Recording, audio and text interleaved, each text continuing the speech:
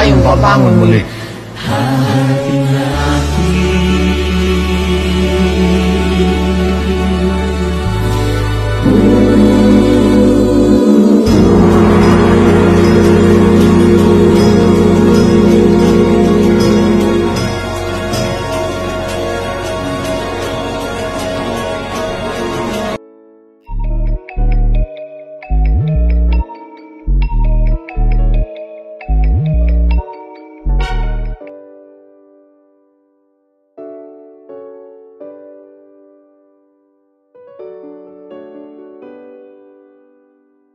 Let's bow down our heads and be in the presence of our Father.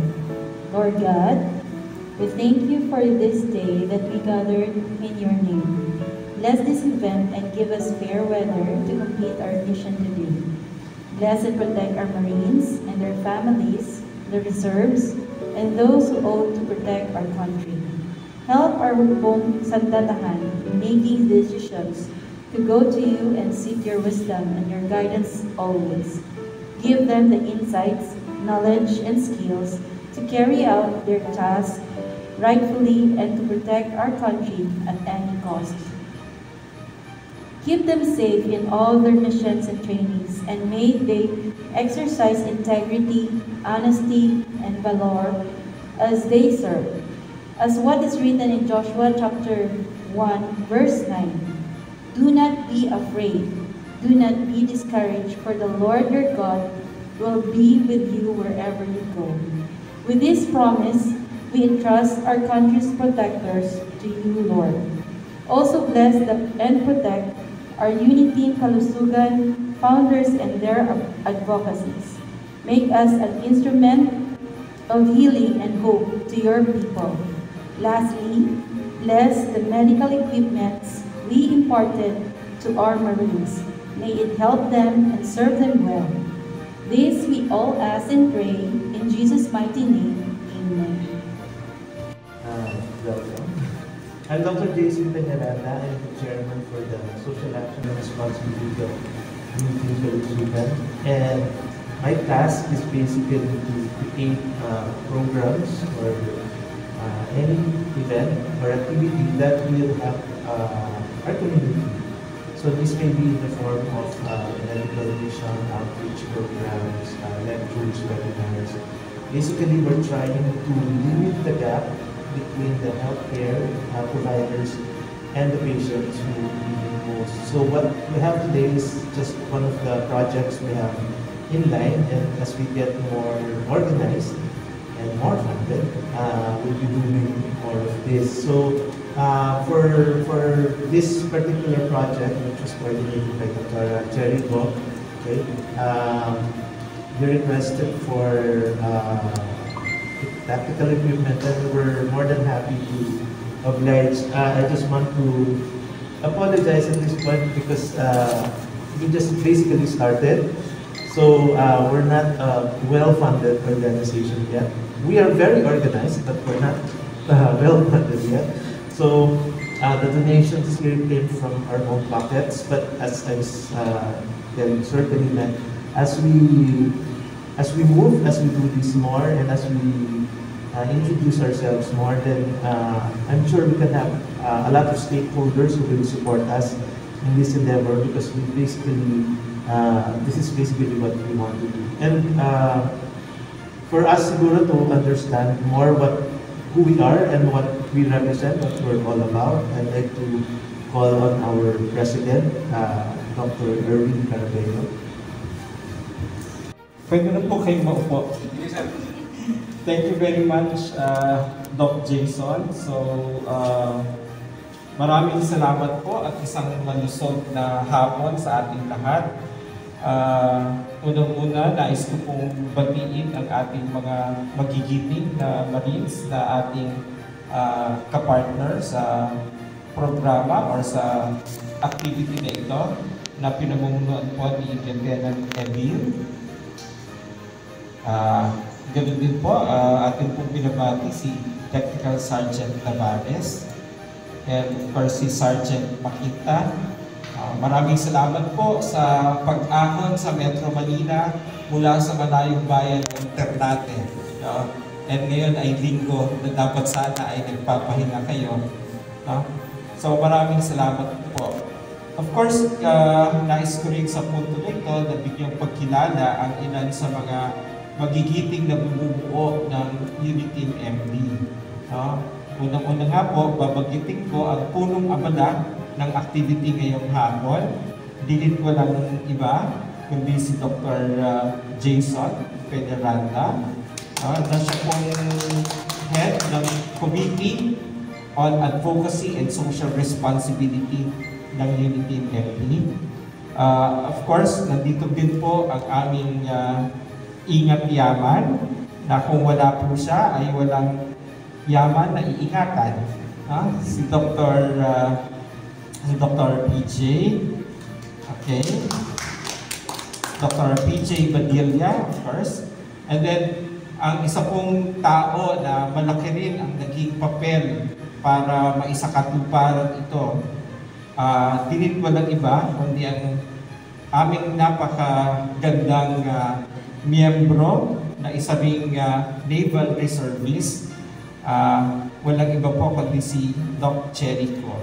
Na siya po ang talagang nakipag-coordinate, no, with the group, no, of the Marines from Ternate. So, and then of course I would like to take this opportunity likewise to recognize, no, some of the vloggers, social media personalities who are joining us to document this event. No? This event's significance is because of the fact that this is the sort of the launching or the coming out of Uniteam Kalusugan. No? So, para po doon sa ikaalam, lalo na ng ating mga guests, ang Uniteam Kalusugan po ay isang masasabi natin na isang samahan na nasa kanyang infancy pa lang, no? Nasa kanyang pagkabata, sapagkat kami po ay nabuo recently lamang, several months back. At katulad po ng aking naipahayag kanina dun sa maiksing interview, ang Uniteam MD po ay binubuo ng mga doktor at mga iba pang manggagawang pangkalusugan. No? So, kaya nga po kami ay may mga kasama rin na nurses, may kasama rin po kami na iba pang mga health professionals like yung mga radiologic technologies, mga medtechs, mga physical therapists, and yung iba pa. No? And of course, no, kasama rin po namin lalo na yung mga iba-ibang grupo ng pasyente. Ang pangunahin pong layunin ng aming samahan na sa ngayon ay meron ng presensya sa ilang lugar sa Pilipinas, mula sa Ilocos, meron din po kaming mga kasama sa gitnang Luzon, sa Southern Luzon, meron din po kaming mga kasama sa Central Visayas, and of course po, isa sa pinakamalaking grupo din ay galing sa Mindanao, particularly from Davao City and also from Bukidnon. And that is not to mention, of course, no, our members who are from the NCR, or the National Capital Region. So, ang aming pong presensya hopefully ay mas lumawak pa upang marating ang iba-ibang mga rehiyon at kung pwede nga ay mga ibang lungsod or syudad sa ating buong kapuluan nang mas marami pa po kaming matulungan at maitaguyod. Tungkol po sa layunin, ang una nga po namin layunin talaga ay isulong ang iba-ibang aspeto ng kalusugan.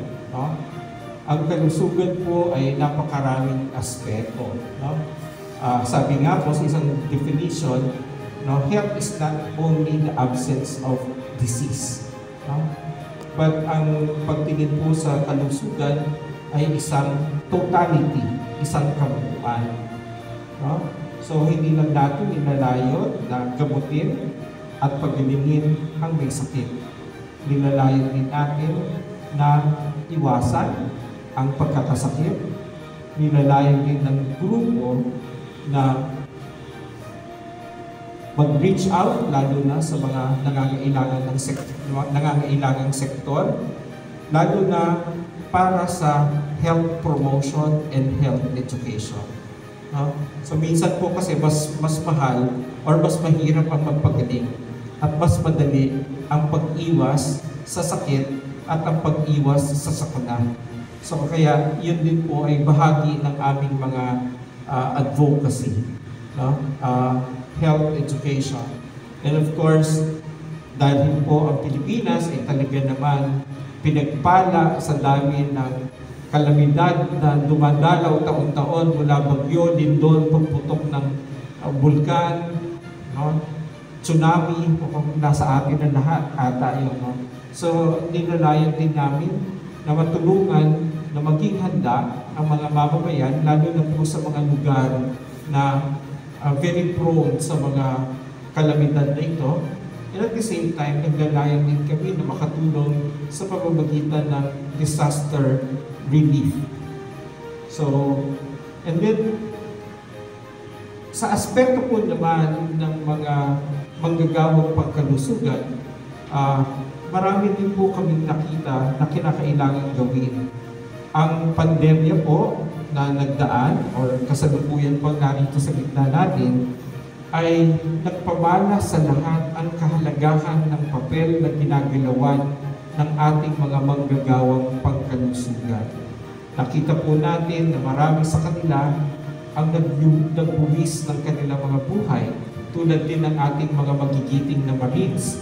Maraming manggagawang pagkalusugan ang nagbuwis ng buhay sa kasagsagan ng pandemya bilang pagtupad din sa kanilang tungkulin. So, kaya kinakailangan din na ang mga manggagawang pagkalusugan ay mabigyan ng sapat na proteksyon. No? Proteksyon, economical, sa kanilang mga pangangailangan, para sa kanilang sarili at sa pamilya. Proteksyon sa batas, sa paggawa ng mga batas na magsusulong ng kanilang kapakanan, and protection din po sa iba pang aspeto, lalo na sa aspeto ng professional development ng mga manggagawang pagkalusugan, at ganoon din po ang sa aspeto ng mental and psychological health ng ating mga health workers. And of course, kinakailangan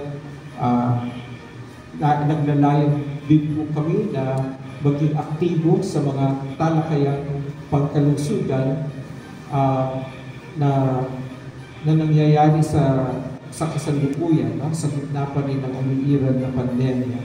Kinakailangan magkaroon ng boses ang mga manggagawang pangkalusugan sapagkat tunay na sa kanila nakasalalay ang kabuhayan ng ating mga mamamayan.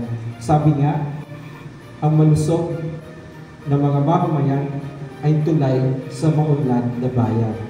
So hindi po natin po pwedeng paghiwalayin ang kalusugan at kaunlaran.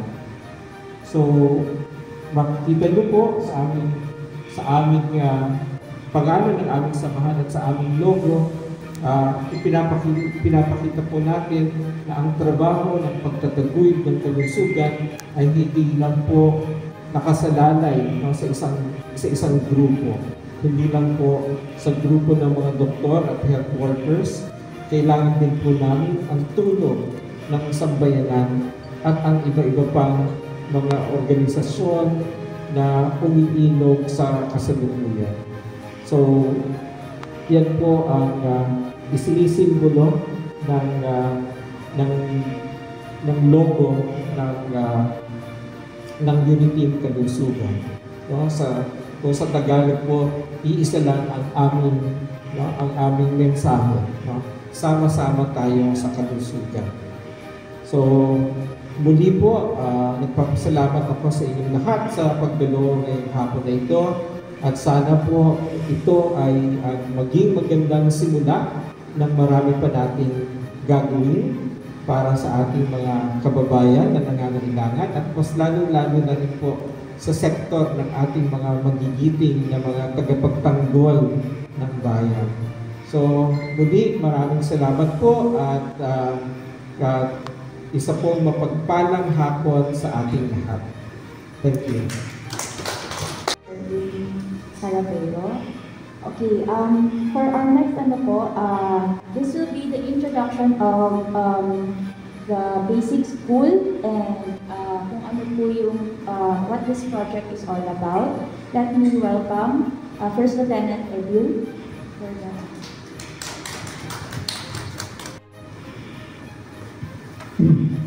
Okay, sir, ma'am, Top Sarge, magandang hapon. So, for the introduction, the basic school is the basic school. It is the primary school na kung saan that's where the civilians are molded into Marines. Dito unang nagre-report yung ating mga candidate soldiers so that in a matter of 6 months, they will be trained into Marine Infantry Rifleman. So dito sa aming program of instruction, nandun ho yung mga basic first aid, tactical combat casualty care. Then dito papasok yung ating mga nag-donate itong mga nag-donate natin yung asset na yun to aid into the learning of our candidate soldiers. And hopefully, in the real operational areas, ma-apply nila ito na makasave pa sila ng mga buhay ng mga kasama nilang Marines. So, yun ako, Sir Ma'am. Maraming salamat po sa shall turn over proper. Let me call on our President, Dr. Erwin, and Dr. Jason, and a representative of the Marines.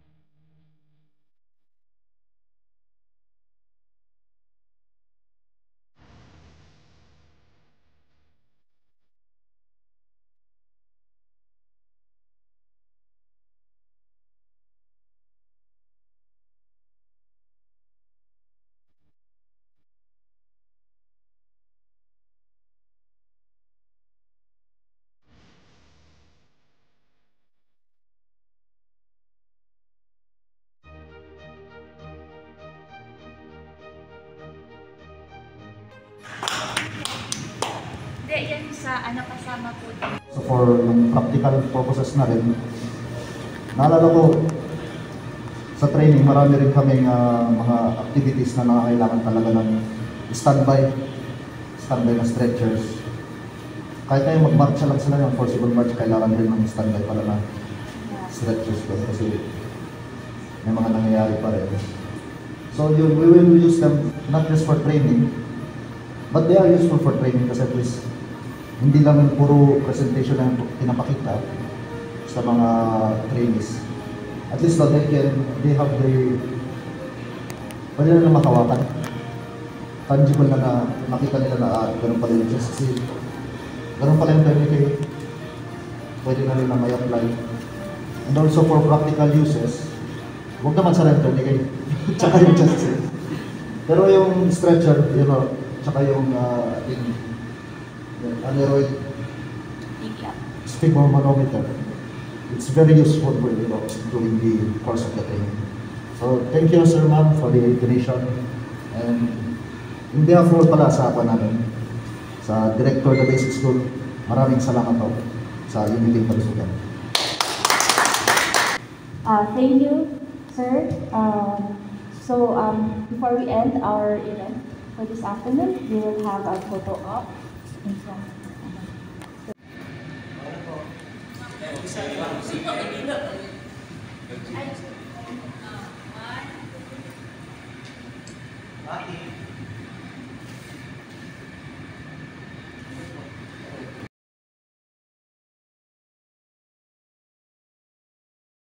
Well, what can you say?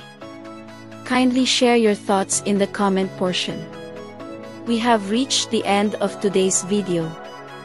In behalf of my partner Rina and the rest of the Splat Communications and Simplified Strategic Solutions team, thank you.